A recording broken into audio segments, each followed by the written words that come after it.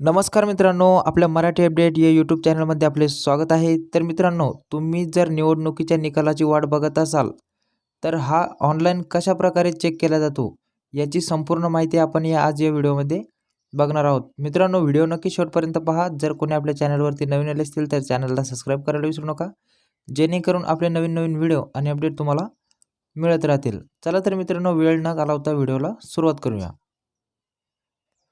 तर मित्रांनो, सर्वप्रथम तुम्हाला आपल्या प्ले स्टोअरवरती यायचं आहे। प्ले स्टोअरवरती आल्यानंतर मित्रांनो, तुम्हाला इथे वोटर हेल्पलाईन असे सर्च करायचे आहे। असे सर्च केल्यानंतर मित्रांनो, हे ॲप्लिकेशन तुम्हाला इथे इन्स्टॉल करून घ्यायचे आहे। इन्स्टॉल केल्यानंतर तुम्हाला ते ओपन करून घ्यायचे आहे। ओपन झाल्यानंतर मित्रांनो मित्रांनो तुमच्यासमोर असा एक इंटरफेस ओपन होईल। तर यामध्ये तुम्हाला मित्रांनो स्किप लॉग इन याच्यावरती तुम्हाला क्लिक करायचं आहे। याच्यावरती क्लिक केल्यानंतर मित्रांनो, तुम्ही बघू शकता अशा प्रकारे परत एक इंटरफेस तुमच्यासमोर ओपन होणार आहे।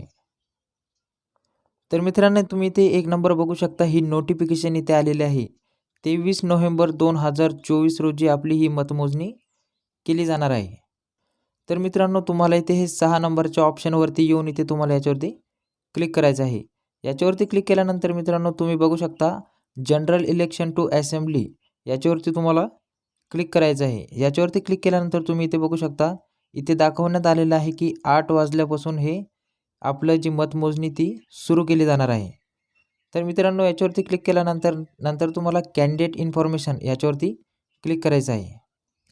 तर मित्रांनो, इथे आल्यानंतर तुम्ही ही जी माहिती आहे ती व्यवस्थितरित्या समजून घ्या। तर मित्रांनो, इथं तुम्हाला सर्वात प्रथम असेंब्ली टू जनरल याच्यावरती क्लिक करायचं आहे आणि याच्यावरती क्लिक केल्यानंतर 2 नंबरला जे ऑप्शन आहे, तर याच्यामध्ये तुम्हाला असेंब्ली जनरल म्हणजे ऑक्टोबर नोव्हेंबर हे 1 नंबरचं ऑप्शन तुम्हाला सिलेक्ट करायचं आहे। याच्यानंतर मित्रांनो, ज्या 2 राज्यामध्ये इलेक्शन झालेलं आहे, झारखंड आणि महाराष्ट्र, तर यामध्ये तुम्हाला महाराष्ट्रावरती क्लिक करायचं आहे। महाराष्ट्रावरती क्लिक केल्यानंतर मित्रांनो, तुम्हाला इथे तुमचा जो जिल्हा आहे तो तुम्हाला इथे निवडून घ्यायचा आहे। तर मित्रांनो, जिल्हा निवडल्यानंतर तुम्हाला इथे जो तुमचा रिझल्ट आहे तो इथे तुम्हाला दिसणार आहे। तुमचे जे जिल्ह्याचे कॅन्डिडेट आहेत ते तुम्हाला इथे दिसणार आहे। तर मित्रांनो, अशा प्रकारे तुम्हाला तुमच्या विधानसभेच्या उमेदवारांची मोजणी ही बघता येणार आहे। आणि जर व्हिडिओ आवडला असेल तर नक्की तुमच्या मित्रांना शेअर करा। चला तर भेटूया पुढच्या व्हिडिओमध्ये। जय हिंद, जय महाराष्ट्र।